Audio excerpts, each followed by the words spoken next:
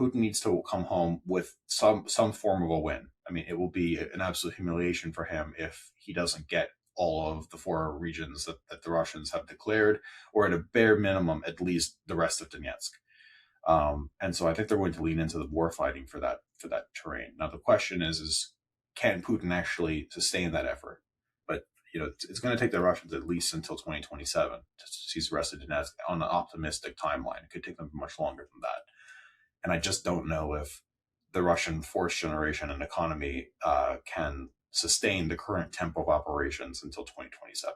Hello and welcome to Frontline. I'm Louis Sykes. Today we're speaking to George Barros, the Russia team lead at the Institute for the Study of War, and we're going to be discussing some of the latest developments and reports out of the war in Ukraine. George, welcome back.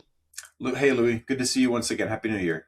Happy New Year to you too. Well, President Zelensky has said that Ukraine is expecting strikes on Ukrainian power transformers and energy infrastructure connected to their nuclear power stations. How dangerous could that become? So look, in terms of the danger for any kind of civilians that rely on the power, it's quite dire.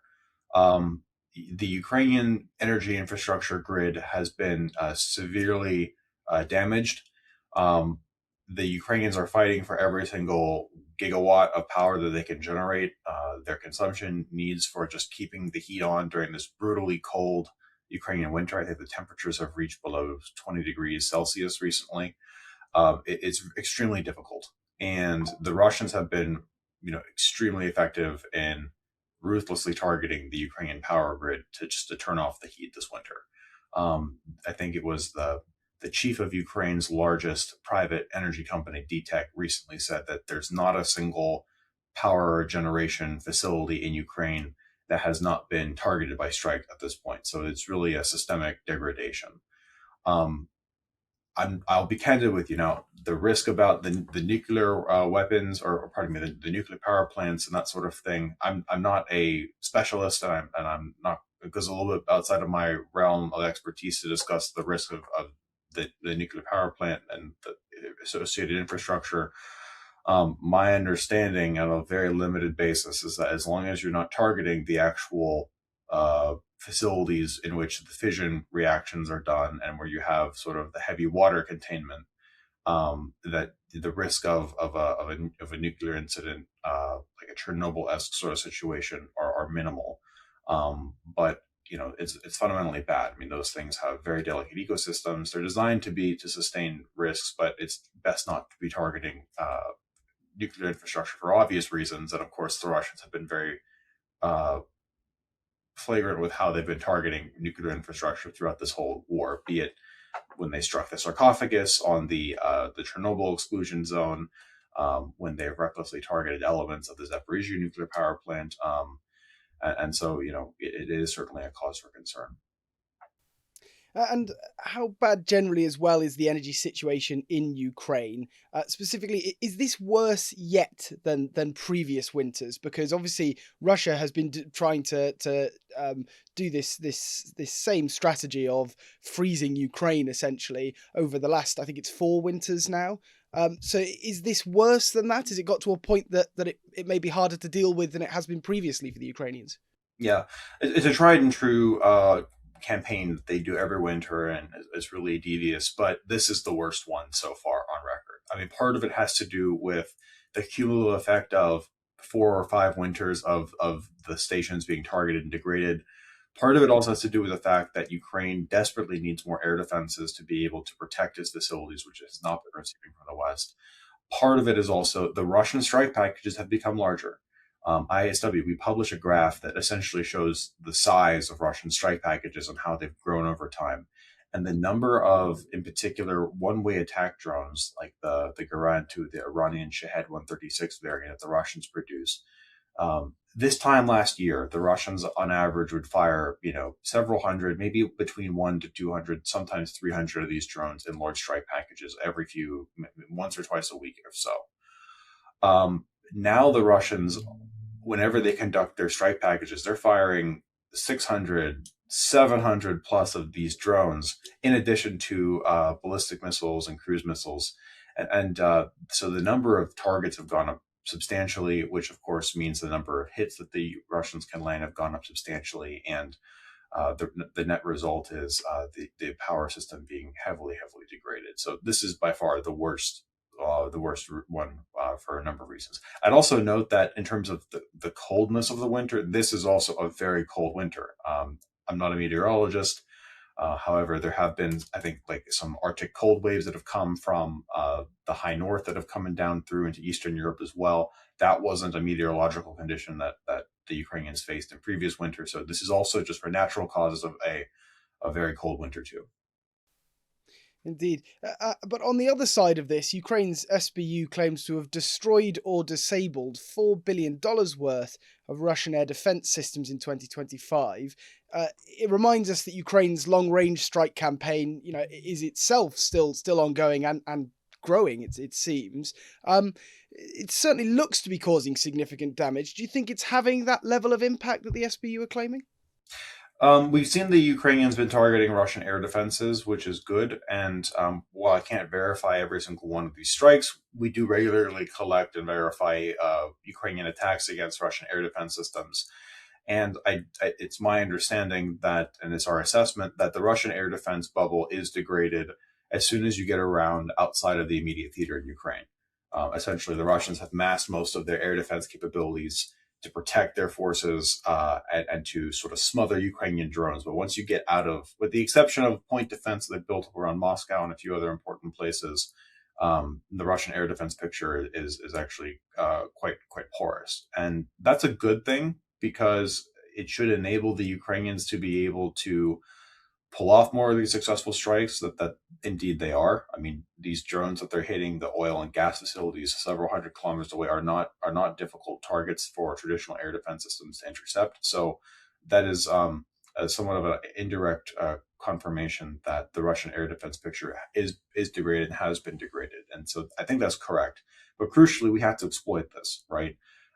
If the Ukrainians aren't able to intensify or lean into the fact that the Russian air defense system is being eroded, then it's not going to mean a whole lot. I mean, I think I'd like us to have a renewed discussion about the requirements for combined arms warfare, how to have the Ukrainians develop a position where they can negotiate from a position of strength, how to get Ukrainian air power back into the picture in a substantial kind of way, leveraging the fact that the Russian air defenses have been degraded. Right. But unfortunately, much of the discourse has been we've gotten tied around the axle about how do we terminate this conflict? How do we negotiate? And on what terms are we going to give Putin 10 out of 10 of the items that he wants? Or are we going to give him only 7 out of the 10 items he wants? So it's sort of unfortunate. But yes, the Ukrainians are making good progress, and we should be thinking about these things beyond how to just simply terminate the conflict at any cost. And I do want to come on to that, but more widely on Ukraine's deep strike capabilities as well. What sort of impact is it continuing to have on the Russian oil industry? Because we've seen that's taking hits from multiple angles nowadays since the start of the year, with the US ramping up seizures of oil vessels that appear to be linked to the Russian shadow fleet, if not direct members of it. Do we know if that's the Ukrainians are continuing to have that impact? Yeah, there's an impact, there's an effect, and there's been some great economic investigative journalism that's looked into the degradation of Russian state revenues as a result of the targeting of the production facilities and the storage facilities. And now, obviously, many states, not just the U.S., but many states seem to be going after elements of the shadow fleet. Although it's not quite clear to me exactly how they're doing it or under what rubric. For the U.S. seizures, that seems to have been at least the justification was that they were transporting Venezuelan sanctioned oil. So it's not clear to me if the U.S. is going after some of these because of they're part of the Russian shadow fleet for Russia reasons, or if they're part of the Russian shadow fleet, but they're transporting Venezuela, and the primary target is Venezuela. In any event, dismantling it is in our interest, and I'm happy, and I really, I'm not going to complain about a good thing. But bottom line up front here is, yes, there's an effect. However, the economic effect is insufficient to end the war, or to get Putin to come to the negotiating table, or to change his theory of victory or his strategic calculus. These things are good, and these economic tools are necessary, and we should lean into them and seek to intensify them. Uh, but they're not going to fundamentally change the dynamics of the war and of the battlefield. And for that, it does require actually a military solution to reduce the Russian rate of advance from what they currently have, which is foot pace, to zero, and ideally from zero to fruitful conditions where the Ukrainians can retake some terrain. That's the only thing I think that actually gets us to an end to this war, as opposed to Putin basically being happy with how it's being prosecuted and dragging it out and thinking he can grind out more gains. Indeed, and you know, to prove that point, almost the former pro-Russian Ukrainian politician Viktor Medvedchuk has said there will be no peace in Ukraine in 2026, and that Russia should start preparing itself to reject the idea of any peace plan. Is Russia and the Kremlin ever likely to be that brazen, though? As you say, they seem quite happy to just drag this out. Yep. So I think this is a very important uh, view into how the Kremlin does its messaging. Right. There are certain actors that it uses for certain target audiences. For example, when the Kremlin wants to uh, in, di- misinform and gaslight the West, i.e., English speakers in the United States, there are tried and true characters and vectors that they use to speak to us through. So they use, of course, Kirill Dmitriev, who writes prolifically on Twitter/X. They have all these various different vectors that they use, but Kirill Dmitriev is sort of the messenger for the English language space, crudely speaking. Uh, Medvedchuk is the Kremlin's vector for speaking to the Ukrainians, uh, and it's also the vector that they use for speaking to Russians who are following what's happening in Ukraine. Because Medvedchuk, he's not just a pro-Russian politician. Yes, he is, but he's also actually a very senior Russian proxy, formerly that was within the Ukrainian system. You know, Medvedchuk has listed Putin as the godfather to one of his children. Um, Medvedchuk was actually he's assessed to be the leader, the pro-Russian leader that the Kremlin sought to install as the new head of the Ukrainian government should their 2022 invasion and decapitation been successful. So he is sort of like the principal major national level proxy leader that the Russians sought to get in. And I think what this message is meant to convey is it's meant to be targeting the Ukrainians, because he is a Ukrainian, but also those Russians that are following the war closely, because for them he is sort of the model the good model pro-Russian Ukrainian, right? And so for him going to say there's not going to be peace, we're not going to accept these terms, that sort of thing. This is designed to, yes, is the Kremlin going to be brazen? To the Ukrainians, certainly, because they are trying to demoralize the Ukrainians and to tell them, listen, folks, you got to capitulate or it's going to be more of this. To the West, they're not going to say that. In fact, you'll see Kirill Dmitriev tweeting, dove with an olive branch emojis, literally that sort of thing, saying we're going to end this war and blessed are the peacemakers and all that sort of stuff. And so what you'll find here is that the authorities in Moscow will actually use very different. They'll be very brazen with their narratives and use very different narratives, but it's different for who the target is because the effects are different. And I think that's a very interesting aspect of the Russian messaging campaign. And where does this leave the negotiations? We know Ukrainian and American negotiators are talking today at Davos. There's certainly nothing on the ground, is there, that suggests the Russians think that peace is anywhere near? That's been our assessment for a long time. So we're following the negotiations very closely. The meetings are underway.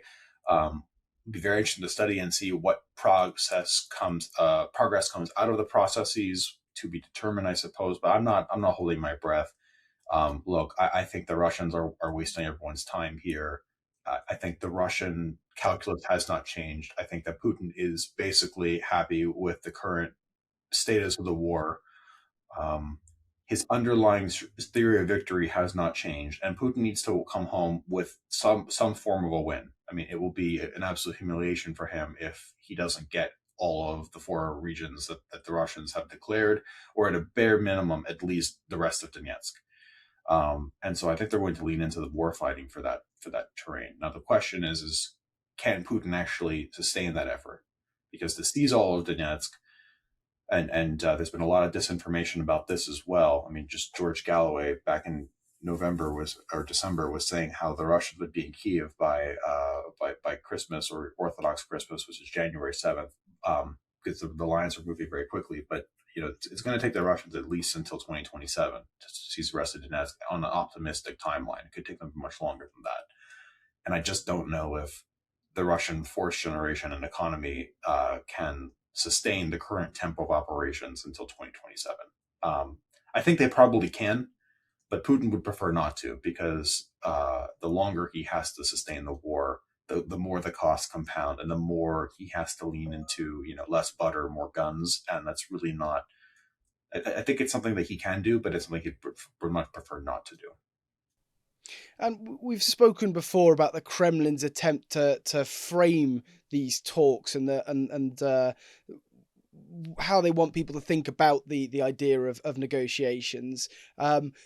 They frequently will accuse Ukraine of being the blockage, and they seem to be trying to put that idea into the US camp as well. We saw this again last week, Trump saying that Zelensky was the blockage, even though Zelensky seems to be the only one negotiating with the US at the moment. But it goes back and forth, it occurs to me. So do you think there is a significant level of success in that effort by the Russians to kind of frame the Ukrainians as being the blockage in the Yeah, Americans' eyes? yeah, that's a great question. Yes, I think there is a great degree of sophistication in this play, and maybe success is too strong of a word, but it's been fruitful, right? The fact of the matter is that we don't have strategic clarity, or at least consistent strategic clarity, on how it's the Russians that are, in fact, the belligerents and the saboteurs of trying to wrap up this war. That is a success. I mean, that is a fruit of this process, and the Russians often have the initiative on the framing of these issues. I mean, whenever it seems like we're on the cusp of a major U.S. policy breakthrough, be it do we send them in tomahawks, as we were debating late last year, we seem to be on the cusp of that. Vladimir Putin calls up Trump, not few more than 24 hours ahead of his fateful meeting with Zelensky, and it gets sabotaged. Or on the cusp of there seeming to be a breakthrough between Trump and Zelensky when they meet in Florida, right as rain, Vladimir Putin calls less than 24 hours ahead of their meeting, and the meeting is sabotaged, right? And that's a big problem. And here's the funny thing is that I think the sequencing and the phasing of these negotiations and who agrees to what terms is very important, because here's typically what happens: a package of conditions are presented to the Ukrainians, and the Ukrainians basically say yes to 90% of them. We can negotiate these other ones that are not acceptable to us, but basically okay. Um, and then it goes to the Russians, and the Russians say no. But for some reason, whenever the Russians say no, they manage to say, but it's the Ukrainians' fault, and we're not able to do that. And I think it's very important that instead of positing these things to the Ukrainians first, it's important to posit these things to the Russians and have the Russians own the impetus and own it for saying no. Because the Russian positions are actually, they're pretty consistently saying no to these things all the time. But by having the Ukrainians say, actually, no, yes to 90%, no to 10%, we have to doctor it, the Russians then say, well, if the Ukrainians hadn't doctored it, it would have been fine. But in reality, it never would have been fine because, while the provisions do actually benefit Russia quite a bit, it's not 100% of what they would like strategically. For example, the Russians decisively reject any idea of there being a European country putting peacekeepers or assurance forces or whatever, under whatever rubric you want to call them, in Ukraine. That's like a categorical hard line for them. And it's of course absolutely necessary for any sort of stable and condition for this war. But the Russians are rejecting it all the time. And I wish, and for some reason, it's not fully stuck with all the policymakers that actually any sort of end game that we have that is built around that planning assumption. There will be a European or American support contingent in some variety operating in Western or Central Ukraine. Um, the Russians aren't going to accept that. So, yeah, the way that the Russians are able to lead the conversation, um, frame the Ukrainians as the bad guys here, obfuscate their own rejection of what is the sensible negotiation position that all the parties agree to. It's really astounding. And it's a testament really to how sophisticated the Russians are at this stuff, because despite a weak economy, despite uh, not being able to conventionally seize this military territory with conventional means, they can still run laps around us diplomatically and really play a much weaker hand, but to get very, very nice returns. Indeed, and as you say, George, this war is carrying on regardless of whatever level of talks are going on. Um, the I want to talk a bit more about the battle on the ground, specifically Pokrovsk. ISW maps, reflect the situation that we're all pretty well aware of now. That Myrnograd and Pokrovsk are essentially still on the cusp of falling. Um, they show significant Russian infiltration now into central Myrnograd. Do we know if the Russians were able to achieve their objectives there of holding that road to the extent that they can use it as part of an effort to trap significant numbers of Ukrainian troops and materiel there?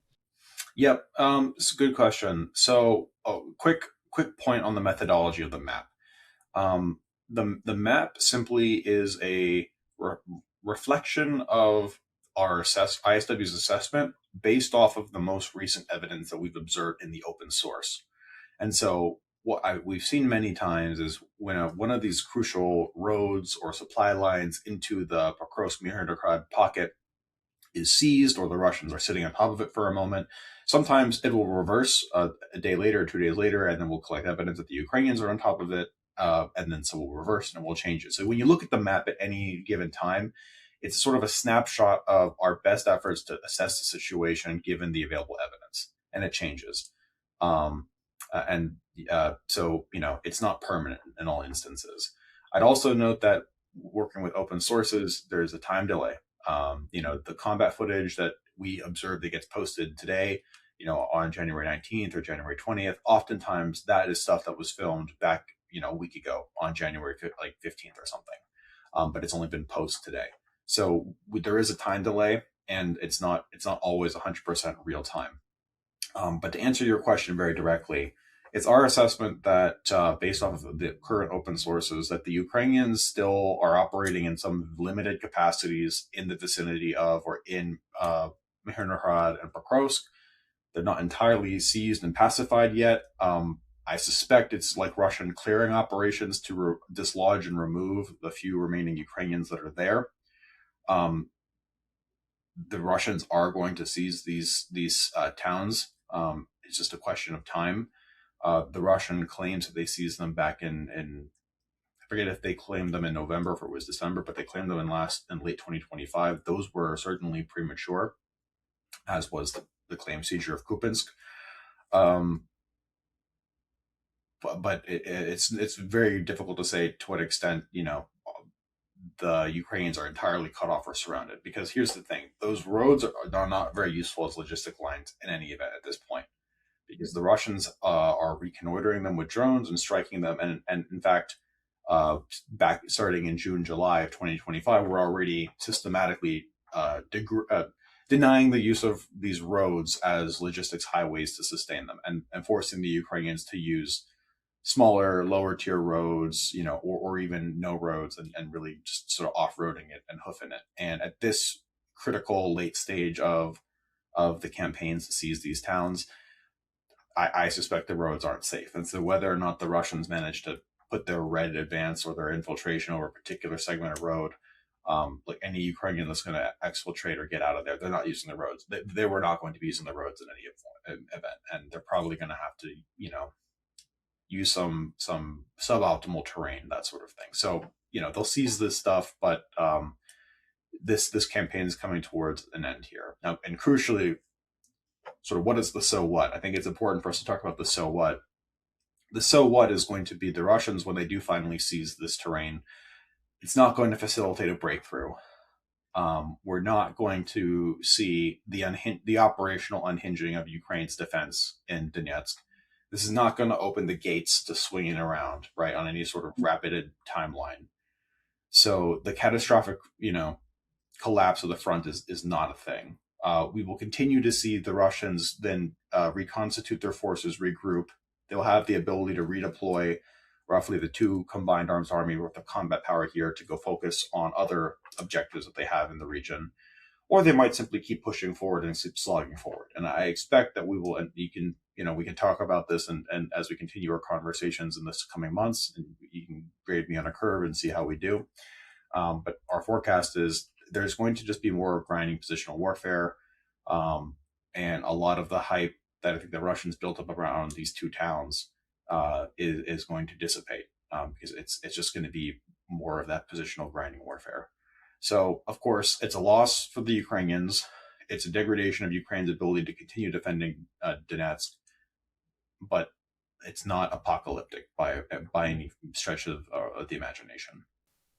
And that grinding advance, is that reflected across the rest of the front? Really, I mean, we know there are some advances going on in the Zaporizhia region, and there's that attempt. The Russians say they're trying to create that buffer zone in the north. Presumably, this is much the same across a lot of the front. Across the majority of the front, yes. There are some sectors of the front, however, where the Russians have been able to advance more rapidly. Let me put that into context. More rapidly in terms of it's faster there than it is for the rest of the front, but still very slow for the norms of modern mechanized maneuver warfare. The sector in particular where the Russians have made the most alarming gains, and that I am personally, this is sort of the sector of the front that keeps me up at night, is exactly that. The Zaporizhia Dnipro front, sort of the seam between Zaporizhia and Donetsk, and that sort of southeastern corner of the theater, where over the last 6 months, the Russians managed to make again, for modern warfare, very slow, but comparatively for Russia's war in Ukraine, comparatively fast gains from around the Velika Novosilka area towards into southern Dnipro Oblast and towards Huliapole, where they're fighting now. That was alarming, and it seems to be blunted for now. The Ukrainians seem to have established better lines, and they're leveraging the fact that the Russians currently are sitting on the banks of some rivers, which are forming the natural boundaries. But there was a weak spot there, and the Russians pushed. They found little resistance, and they reinforced that effort. So they moved faster there, and that's a bad thing. But the rest of the front, certainly, it's a grinding, slow advance. And ideally the Ukrainians will keep it that way. And again, not just attrit the Russians forever for the sake of attriting them and giving them what they're looking for eventually, but ideally attriting them, hollowing them out in order to support a future Ukrainian campaign to retake some ground. What I'd love to see is what the Ukrainians did in Kupiansk, right? Because the story of Kupiansk was essentially Russians lean into it, they attack, they seize terrain. Situation doesn't look great on a map for a long time, but the Russians push themselves too far. The Ukrainians, over the course of many, many months, degrade the Russians, and then with an operational level undertaking, attack into them, retake some terrain, retake some territory, capitalize on the investment of degrading and attriting and eroding them. And that's, of course, contingent on good Ukrainian units, which is a function of good Ukrainian leadership, which is what we had in the Hartia Brigade that undertook that operation near Kupiansk, but also good in terms of their provisioning. And the part that we can help affect is the provisioning. And I must say, I'm very frustrated that the Western states have not been provisioning Ukraine adequately. Indeed. Well, George, I think there will be much more to discuss, and we always appreciate your insights on what is going on in Ukraine and its impact on the world stage. But George Barros, Russia team lead at the Institute for the Study of War, thank you very much for joining me today on Frontline. Thanks so much for having me, Lou. Always a pleasure, and look forward to the next one.